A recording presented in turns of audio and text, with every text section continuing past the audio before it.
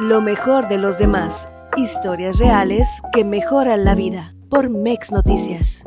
¿Cómo estamos? Nos da mucho gusto una vez más estar con ustedes. Hoy es un día muy especial porque tenemos un invitado aquí que, déjenme les digo, es una bendición tener aquí a Ángel Sierra Ramírez, el contador público Ángel Sierra Ramírez, mi compadre, lo digo con mucho gusto, y es un privilegio que nos pueda acompañar, una persona a la cual tengo muchos años de conocer. He caminado con él en muchos tramos de su vida, conozco su trayectoria, su desempeño, un hombre de principios, un hombre comprometido, no solamente en su empresa, sino con la comunidad.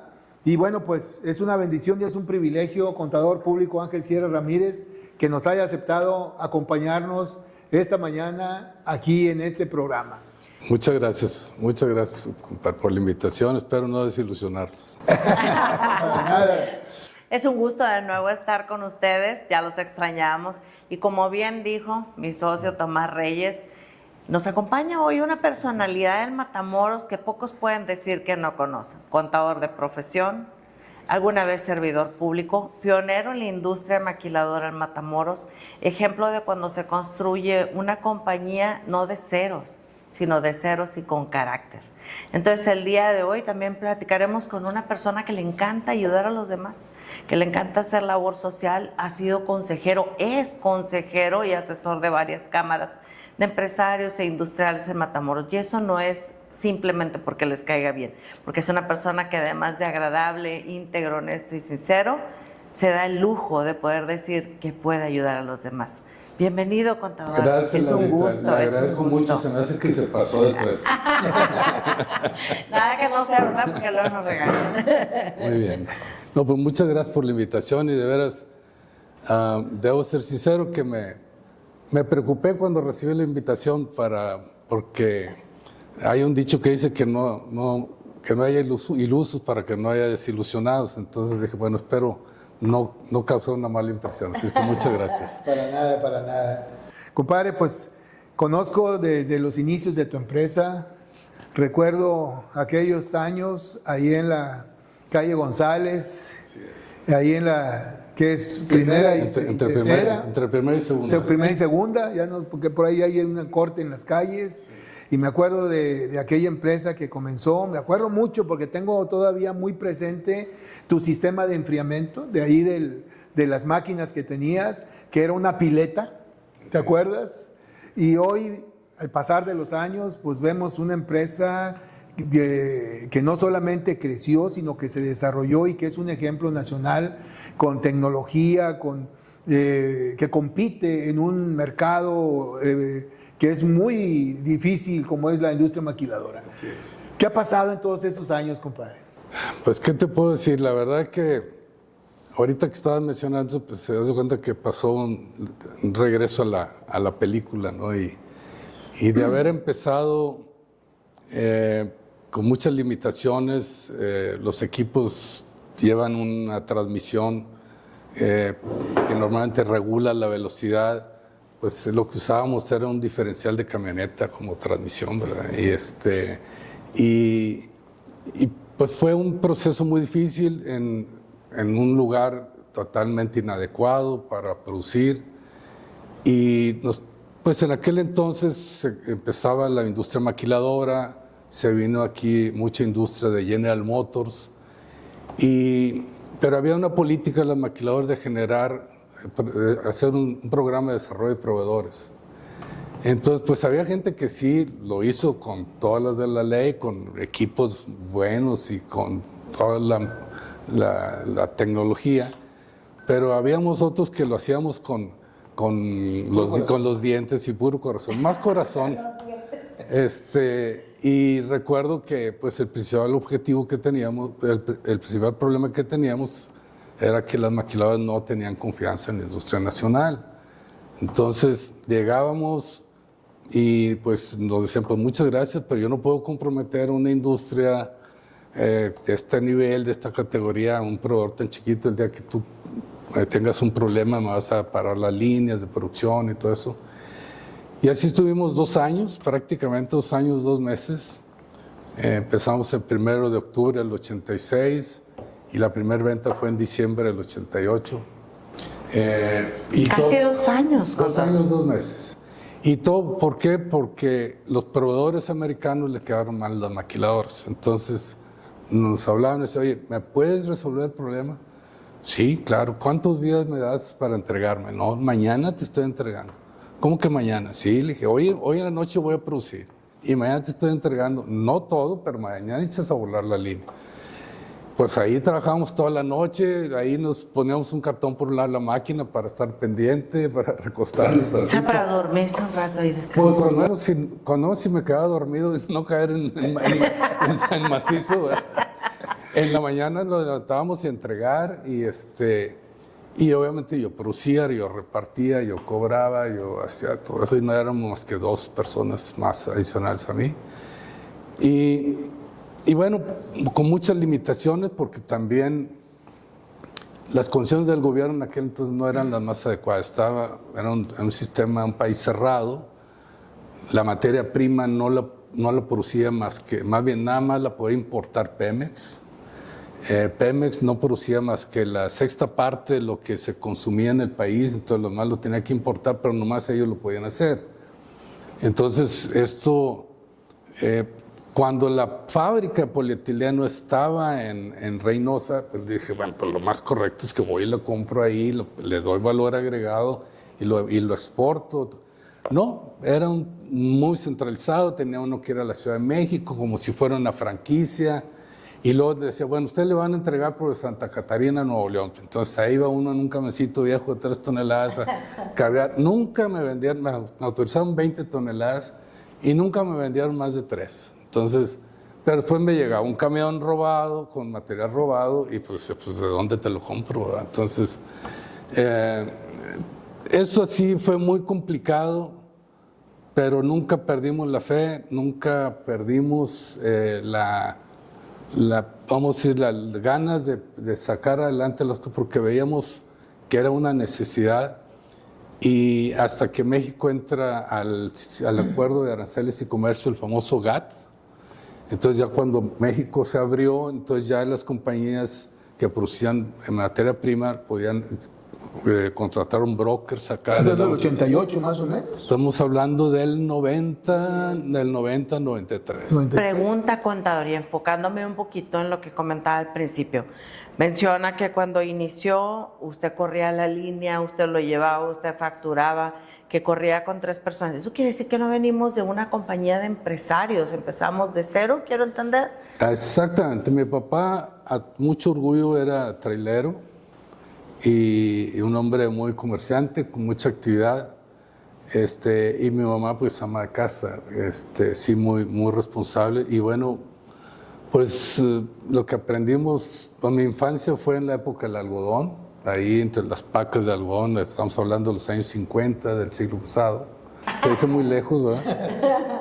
Pero pues yo casi nazco en la labor porque mi mamá venía manejando un camión rabón de pacas, no pacas, era sacos de algodón, que estaba lloviendo, la venían estirando con un tractor porque mi papá andaba con un camión acá en el lado americano rumbo al puerto.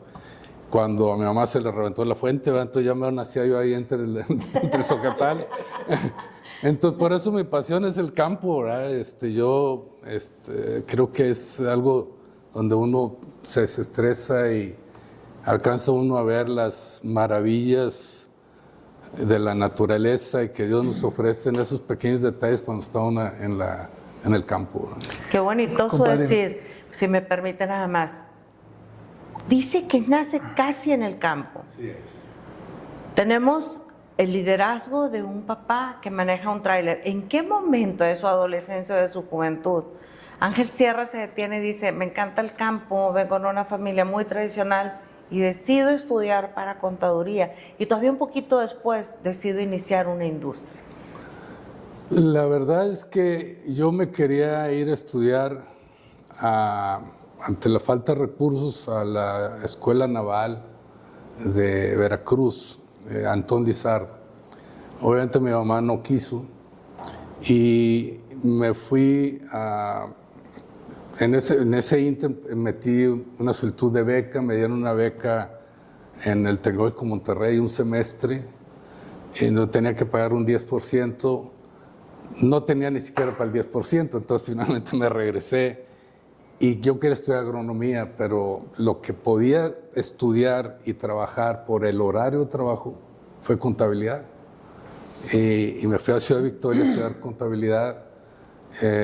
Mi alma mater es la UAT, ahí en la Facultad de Comercio y Administración.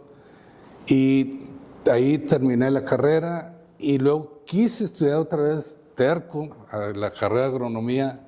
¿Por qué? Porque los contadores nos peleaban por un sueldo de 3,500 pesos mensuales cuando los agrónomos ganaban y los veterinarios 18, 21 mil pesos. Entonces dije, pues con 3,500 pesos no me mantengo ni solo. Y todo ese tiempo que estuve estudiando, estuve trabajando. No fue así de que... De hecho, vivíamos muchos de Matamoros y yo era el único que trabajaba. Y cuando terminó la carrera, el rector, que en aquel entonces el licenciado Eduardo Garzarribas, un excelente amigo, me dice, bueno, ¿por qué quieres estudiar agronomía? ¿Por qué no te vas a estudiar la maestría en economía agrícola? Y le dije, pues sí, pero yo te recomiendo para la Asociación Nacional de Universidades para que te vayas a estudiar la maestría en economía agrícola. Y apliqué, me aceptaron, y cuando estaba firmando el papel, me dice la persona que estaba, dice, bueno, ¿qué viene a hacer ahorita Texcoco? Váyase para Monterrey. Le dije, es que allá no hay economía agrícola. Sí, pero está la maestría en administración de empresas agropecuarias. Wow. Y pues no me dijeron dos veces, ahí estaba estudiando mi novia, que ahora es mi esposa. Saludos. Entonces, que también es una bendición de mujer. Y bueno, me fui para allá con la condición de que regresara a dar clases a la universidad. Termino y luego entro a la universidad, por alguna razón no me quería como maestro, entonces entro a trabajar a la Subsecretaría Forestal y de la Fauna, cuando el subsecretario era el ingeniero Cuauhtémoc Cárdenas Solórzano, que por cierto en agosto del próximo año cumpliría 50 años de haber ido por primera vez al cielo, porque yo llevé a los técnicos que hicieron todos los estudios y las valoraciones para que se decretara una reserva nacional protegida. De verdad. Entonces, sí quiero ir, porque todavía puedo subir, a lo mejor más adelante ya no puedo. Pero bueno, termino, y entonces dice el tecnológico de Monterrey, bueno, si tú, Universidad Autónoma de Tamaulipas, no lo quieres, yo sí lo quiero.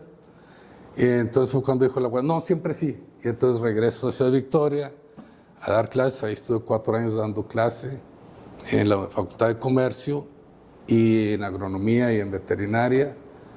Y después de ahí, pero siempre tuve la inquietud del emprendedurismo desde que estaba de estudiante, porque siempre quería hacer algo para tener un poquito más de ingresos. Pues yo fumigaba casas y hacía de todo para poder sacar, para mantenerme ahí. Pero siempre hubo esa inquietud del emprendedurismo. Cuando regreso aquí, allá me ofrecían, estaba yo en Victoria con muchas oportunidades de trabajo, porque pues como juguetito nuevo, era con maestría y de TEC, ¿dónde te pondré, verdad? Pero eso me asustó, porque dije, a los 6 años van a venir otras generaciones más preparadas, que después voy a andar batallando para conseguir trabajo en el gobierno. Necesito irme a un lugar donde no haya tanto trabajo para poder despegar. Y me vine aquí en el 71, perdón, en el 81 me vine aquí a Matamoros, y en el 85 fue cuando me tocó a mí atender a personal de Nacional Financiera con un programa que había de Fogaí, que donde daban garantías para empresas nuevas, y tenían todo un catálogo de empresas que para que una ciudad se desarrolle necesitas tener ciertas actividades prioritarias que no había. Entonces empieza uno a detectar las oportunidades de qué es lo que busca el mercado. Y bueno, pues ahí apareció el tema de las bolsas de plástico, y me tocó conocer a un ingeniero, el ingeniero Zenón Pérez Ramírez, que en paz descanse, que fue el que hizo las máquinas, es así como le digo, con diferencial de camioneta y cosas de esas, pero Pero fue como se inició, aunque en circunstancias muy difíciles, pero pues lo mantenía pues del rancho, lo mantenía de esto, lo mantenía del otro, pero fue hasta el 93 cuando ya pudimos decir que ya podíamos vivir de este negocio, que del 86 hasta el 93. El 93. Oye, compadre, ¿qué momentos de tu vida personal han influido más para convertirte en el empresario que eres hoy? Mira, yo creo que fue, sin lugar a dudas, la formación que tuvo uno en casa, las limitaciones que tuvo uno en casa, y que mi papá tenía un dicho que decía, el fregado va a todas. Bueno, yo lo escuché de Don Ángel de otra manera. Bueno, no lo quise decir así, pero la verdad es que le tiramos a todo. Andábamos comprando ropa para niños en Moroleón y cosas de eso. Entonces, la verdad es que andábamos buscando, tirándole a lo que se moviera con la finalidad de salir adelante. Pero yo soy un hombre muy creyente, no soy tan practicante, porque además soy un pecador sobresaliente, pero soy un hombre muy creyente y creo que cuando uno actúa correctamente en base a principios y valores,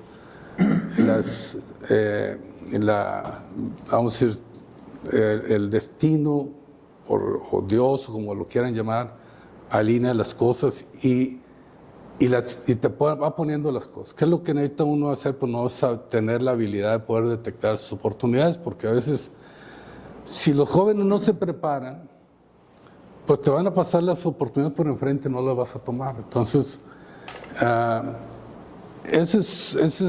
yo creo que fue nada más la bendición de Dios que nos puso las cosas de tal manera, porque le tiramos a todo. Era una cosa impresionante. Agricultura, ganadería, anduvimos en hortalizas, en un montón de cosas. Bueno, finalmente salió esto, pero porque de alguna manera se acomodaron las cosas. Pero, sin embargo, pues ya este año cumplimos 40 años con el negocio. Felicidades. Entonces, si Dios quiere, el 1 de octubre, si Dios quiere, yo digo que a ver si llegamos, porque estos últimos años han estado difíciles. Claro que vamos a llegar primero. Pero la verdad que, pues por ahí la empresa han pasado más de 500 familias. Tengo empleados de 32 años de antigüedad, desde que estábamos acá en La González, como tú dices. Llegaron muy jovencitos, ya son abuelos, y hay mucha satisfacción cuando llegan y se arriman y le dicen, con todo nomás quiero darle las gracias porque de aquí he vivido, he mantenido a mi familia y ya mis hijos ya están graduados. Gracias. Gracias a Dios. Compadre, yo pues te conozco pues ya más de 40 años de andar para arriba y para abajo. Hemos andado en la parte empresarial, en la parte política, en la parte social, en las duras y en las maduras. ¿Y cómo le has hecho, compadre? Yo sé que eres un hombre sumamente familiar. ¿Cómo le has hecho para que todo ese trabajo, toda esa exigencia empresarial no te hiciera descuidar la familia? Porque digo, uno de las cosas que yo admiro mucho de ti es precisamente ese cuidado que has tenido de la familia. ¿Cómo has combinado eso, compadre? Y los sacrificios que ha llevado también. Pues lo que pasa es que todo trabajo, todo, vamos a decir, objetivo tiene un costo. Y yo digo, puede ser la salud, el patrimonio o la familia, o a veces las tres. Pero ahí es donde uno tiene que tener una solidez y una madurez espiritual para no perder lo principal de lo secundario.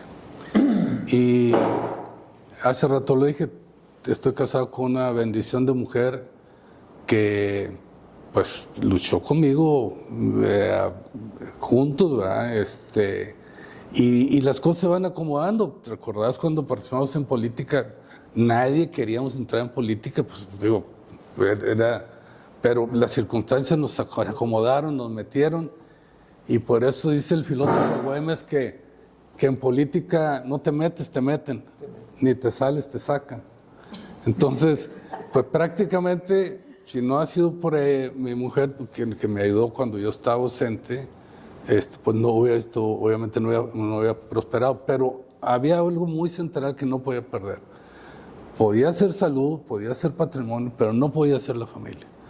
Y pues por eso a veces uno se vuelve medio empresario, medio político, medio todo, pero lo que sí no te puedes dar el lujo es de ser medio padre o medio esposo, porque también tienes atrás a tus padres, a tus suegros, que pues el principal objetivo que teníamos mi mujer y yo era que estuviéramos en el lugar adecuado cuando nos necesitaran.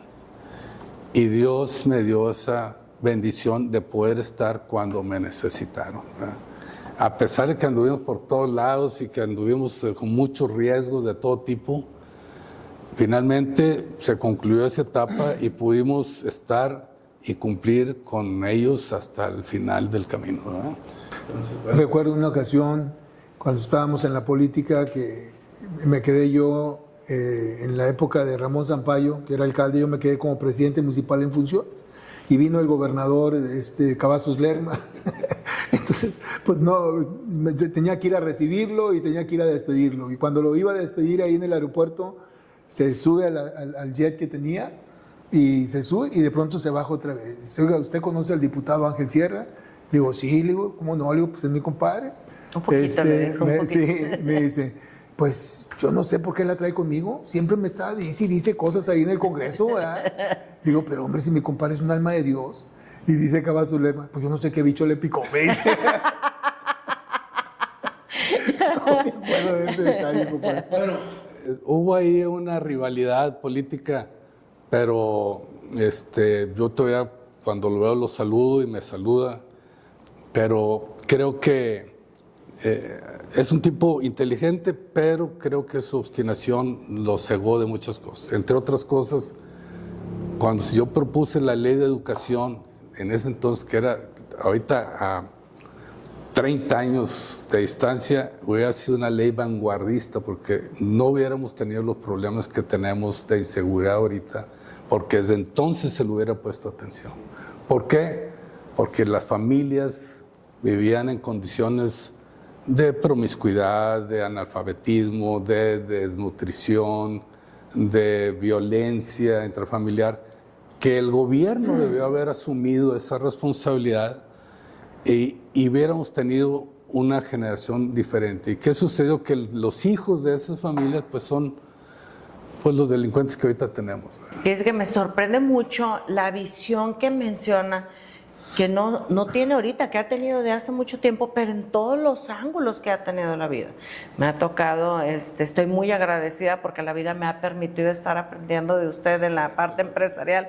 Hemos coincidido en la parte profesional y me ha permitido conocer la parte personal. Entonces ahorita mencionamos que tenemos el rubro de la empresa, tenemos el rubro familiar, tenemos el rubro donde hay una intervención de Ángel Sierra en la política, pero no solamente eso, sino todo lo que influye con los empresarios y con las personas que toman decisiones a alto nivel en Matamoros. Entonces, ¿qué sacrificio, qué hemos perdido o cuánto nos ha costado mantener los valores de Ángel Sierra, mantener el carácter, mantener las creencias y la ideología sin tener que perder la oportunidad de estar ahí y asistir, ¿verdad? O sea, ¿qué es eso que dice, wow, esto me ha tocado, pero he tratado de mantenerme? Me ha dolido, pero a razón de no caer bien simplemente, sino de mantenerme, he hecho esto. Hoy en día las redes sociales provocan mucha desinformación, pero también muchas tentaciones. Y cuando no hay una solidez en la formación como ser humano, es muy fácil desviarse. Inclusive yo confieso que tuve muchas tentaciones en el camino y que gracias a Dios no caí, pero con tentaciones de todo tipo. Pero el problema aquí es que hace falta más una visión de unidad, de conjunto. En forma individual uno puede llegar lejos, pero en conjunto podemos llegar, podemos correr y hacerlo más rápido. Y eso a veces nos gana el ego, el orgullo, la vanidad, que fue lo que nos hizo fracasar en política. Cuando nos dividieron, pues nos hicieron pelear entre nosotros. Entre empresarios igualmente prefieren comprar en otra parte en lugar de comprar lo local, aunque estén en la igualdad de circunstancias de precio y calidad. Entonces, esa falta de criterio, esa falta de visión nos ha afectado mucho como ciudad. Y prueba de ello, pues que han crecido otras ciudades y nosotros cuando éramos la principal, en aquel entonces éramos la principal ciudad de Tamaulipas, pues ahora ya andamos como en el tercer o cuarto lugar. Y lo peor del caso es que no tenemos un proyecto de impacto social hacia la comunidad que realmente afecte. Por ejemplo, pues las maquiladoras llegaron en los años 60 del siglo pasado y no hemos tenido un proyecto nuevo, económico. Se hizo el ferropuerto, pero pues no ha habido desarrollo. Se hizo el puerto, tampoco hay desarrollo. Y, por ejemplo, hoy en día Matamoros tiene dos actividades principales que provocan la derrama económica: la agricultura y la maquiladora. Y pues cualquiera de las dos están en situación prácticamente, yo diría que en cuidados intensivos. En cuidados intensivos, Oye, como en compadre, una clínica. ¿qué le dirías tú a los jóvenes que hoy en día están por egresar de una carrera profesional? En base o sea, Dios ha permitido que uno haya podido estar en muchas áreas y bueno, pues podemos decir que como tú bien lo dijiste hace un momento, tú has tenido muchas tentaciones, pero has podido estar por encima de ellas.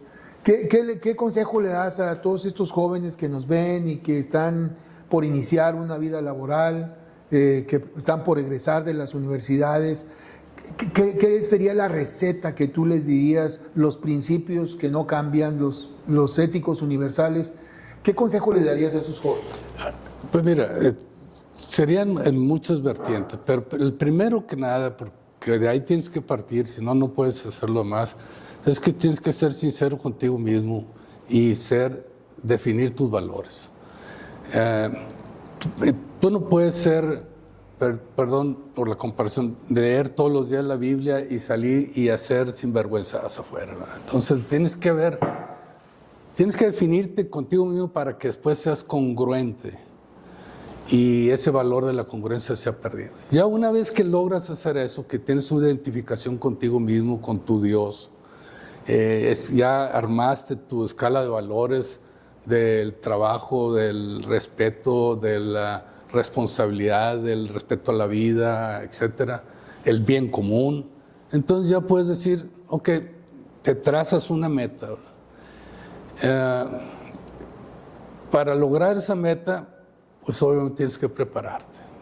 Sin lugar a dudas, estamos en una época, el mundo vive una época del conocimiento en donde la innovación, la tecnología, pues es lo que está mandando. Y no puedes vivir en un mundo en donde estás viendo hacia atrás y te estás regresando hacia atrás. Entonces, decía don Pepe Mujica, que en paz descanse, expresidente de Uruguay, que tuve la oportunidad de conocer, decía, más nos vale que nuestros jóvenes se preparen y se preparen bien, porque después no vamos a servir ni siquiera para que nos usen. Entonces, la tecnología es lo que está avanzando. Ahorita ya está la inteligencia artificial, bueno, se aplica hasta en la ganadería la inteligencia artificial. Entonces, ¿qué sucede? Pues que a veces nos cerramos y no queremos ni siquiera ver una computadora porque nos da miedo. Entonces tenemos que superar eso y luego ponerse metas. No esperen llegar al éxito de la noche a la mañana. Eso no existe. Eso no existe. Esto es poco a poco, vas avanzando y avanzando. pero siempre dentro de ese marco de valores, dentro de ese marco de formación profesional, de formación humana, que eso es lo que te va al final de cuentas a dar respeto delante de tu comunidad. Si te ven que cambias convicciones por conveniencias, pues al ratito pues ya sabes de qué lado cojeas, ¿verdad? Y entonces por ahí te van a llegar. Entonces cuando saben que eres una persona que no quiebras tus principios y tus valores, pues simplemente te dan tu lugar, te respetan y no te van a hacer propuestas indebidas. Indecorosas. Por decirlo de alguna manera. Pero el mundo está lleno de oportunidades. Tamaulipas, el estado de Tamaulipas es un estado hermosísimo, lo conozco de pie a cabeza, cerros, montañas, lagos, lagunas, todos los municipios, y no hemos aprovechado absolutamente nada más que lo que se ve. Somos un estado privilegiado. De la frontera somos los únicos que tenemos frontera, mar y petróleo. Dicen que de las condiciones que genera riqueza en un estado, país, se habla que son alrededor de 34 condiciones. Tamaulipas tiene 30. Así es. Y no las aprovechamos. Tenemos petróleo, tenemos lagunas, tenemos la Huasteca, tenemos una frontera con el país más poderoso, tenemos gas, tenemos tantas cosas, ¿verdad? Hace rato hablabas del éxito, compadre. ¿Cómo definirías tú el éxito, en lo personal? Cuando al final del camino ves si lograste tus objetivos y tus metas, ¿verdad? Y cómo lo lograste. Porque hay gente que puede tener mucho éxito, pero que deja mucho que desear cómo llegaron. Ahí puedes ser un hombre muy inteligente, sin valores, que te puede generar muchos dolores de cabeza. Quiero comentarle una anécdota que no sé si alguna vez se lo platiqué, pero estando en su compañía me tocó estar charlando con una persona que ya tiene tiempo, que ha estado de la mano laborando con usted. Y recuerdo que platicábamos sobre alguna cuestión de indisciplina, ¿no? Entonces me decía, es que no es como ustedes lo dicen, etcétera. Le dije, no se preocupe, quien realmente dice que lo vivió con usted y que estuvo ahí fue el contador Ángel. Ahorita que llegue le vamos a pedir que platique con usted. Me dijo, no, él me va a regañar con toda la razón porque sabe que sí, yo la regué. Entonces al momento que mencionaba el nombre de usted, para él era como, no, o sea, ese ejemplo, esa integridad, y va a venir a decirme algo que yo sé que sucedió. Entonces, esa congruencia de la que habla, aunado a las oportunidades que dice que se busca, no solamente en Matamoros, sino en muchos lugares, ha evolucionado, por ejemplo, de la experiencia que nos cuenta, que tuvo que salir a otra universidad, tenía que atenderla físicamente, porque pues en aquel entonces no había la facilidad de conectarse a un móvil y poder tomar una clase en línea, etcétera. Pero haciendo a un lado la oportunidad que tenemos de conectarnos y recibir educación de alguna manera u otra, ya sea en una universidad, en un reportaje, en un podcast, ¿qué es lo más importante para lograr ese éxito? ¿El talento? ¿La disciplina? ¿El carácter? Ay, ahorita me pone en serias dificultades. Yo creo que es una combinación de todo eso, ¿verdad? Pero lo único que le puedo decir es que uno solo no puede lograr ese éxito. Tiene uno que formar un equipo, y ese equipo, uno debe ganarse el respeto de ese equipo. No es fácil, sobre todo cuando uno le llama la atención a alguien con el que uno trabaja o que te colabora con uno. Si uno no ha sido consistente, pues le retoman, le contestan, se ponen difíciles, ¿verdad? Sin embargo, yo me puedo dar tengo la satisfacción de que todos, cual más cual menos, me respetan, ven que los esfuerzos que se hacen y cuando salgo a la planta a ver a los muchachos ahí cómo andan, hay gente que me dice, oye, qué bueno que vino, cuando menos venga a regañarnos, ¿verdad? Pero no se ausente tanto. Pero el éxito no lo podemos decir, no es blanco o negro. El éxito es un conjunto de cosas, los valores, la congruencia, el trato, el estar en condiciones de ser empático con la gente, conocer a las familias, a los hijos, qué problemas tienen, y estar, cuando tienen problemas, pues estar ahí con ellos para los cosas más difíciles. Eso es en la parte laboral, pero sinceramente yo creo que a usted también le ha tocado ser testigo de que eso sucede en su familia. Ya sus hijos, siendo independientes, siguen estando a ese consejo, siguen estando a ese calor humano. Lo he visto en las empresas, lo he visto en las cámaras. Están todos hablando, se levanta el contador sin alzar la voz y al momento que habla los demás escuchamos.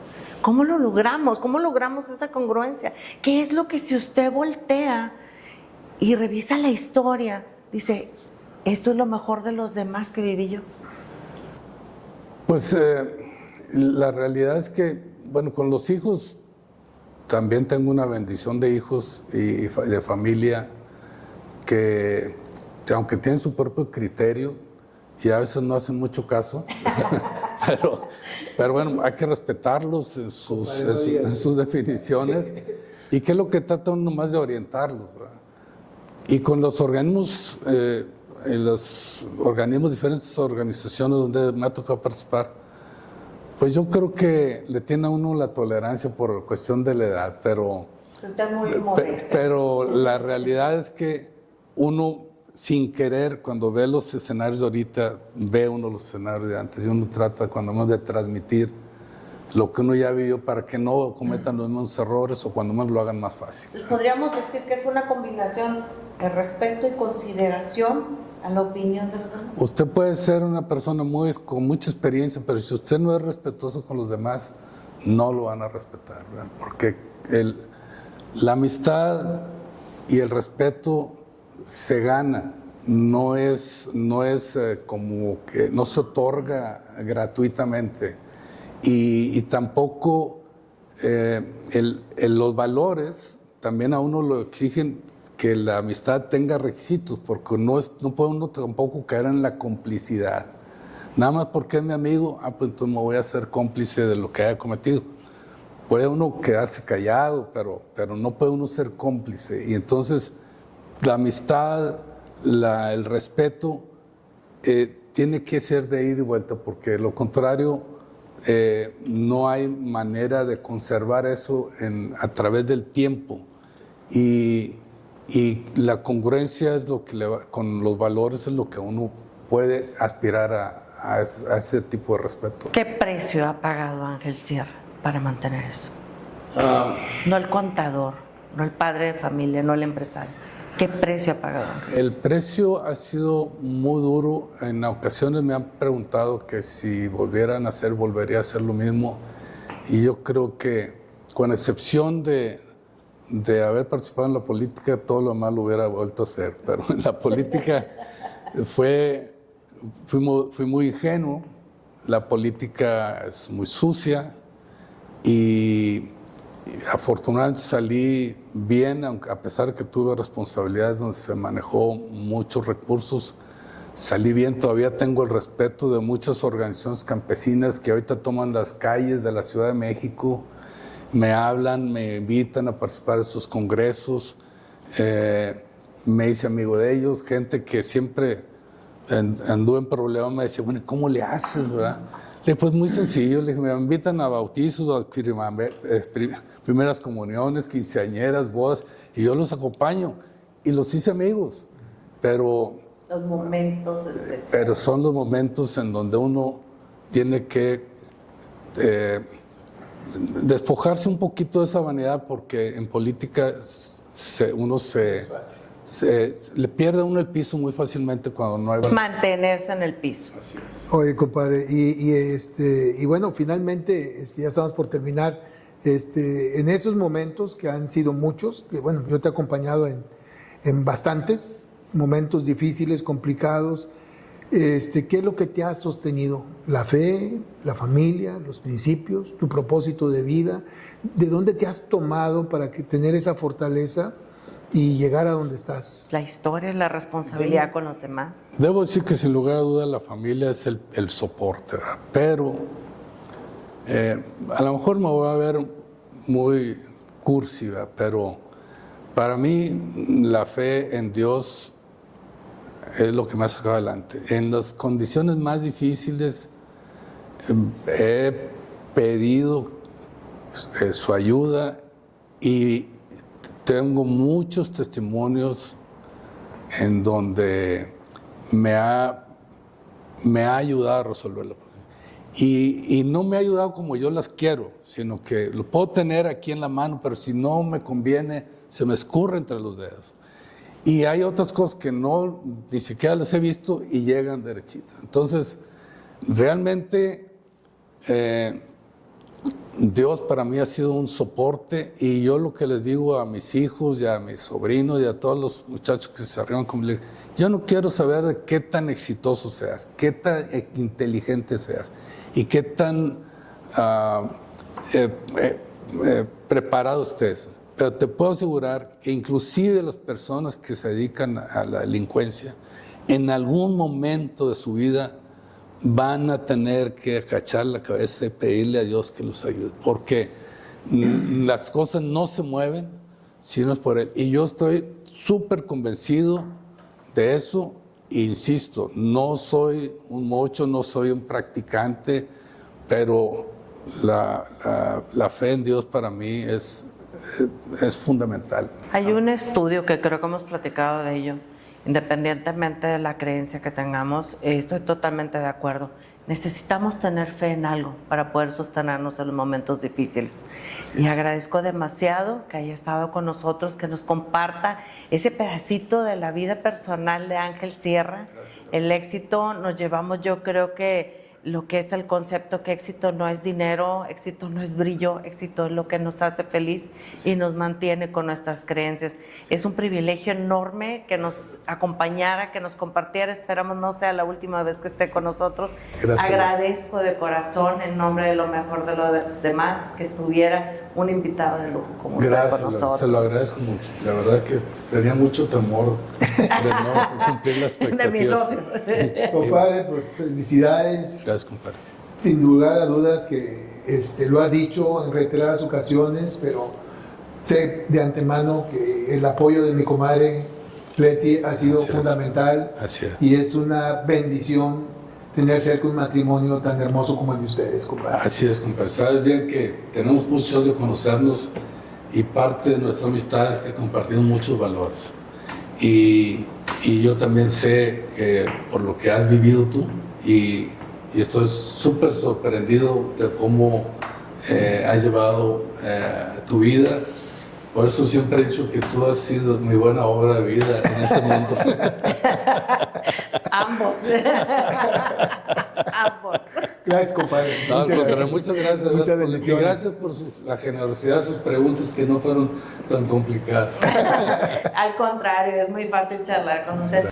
Muchísimas gracias por habernos acompañado, pero antes de despedirnos, quiero darle las gracias a la estación, quien ha sido nuestro anfitrión en estos episodios. Totalmente recomendado, un lugar muy bonito, la comida inigualable. Va a querer regresar después de que lo hayan invitado solamente a desayunar o a comer. Muchísimas gracias también por habernos acompañado todos nosotros en un episodio más de Lo Mejor de los Demás. Gracias por haber estado aquí. Muchas gracias. Este episodio es patrocinado por Arias Glamping. Beach, Glamp, Enjoy.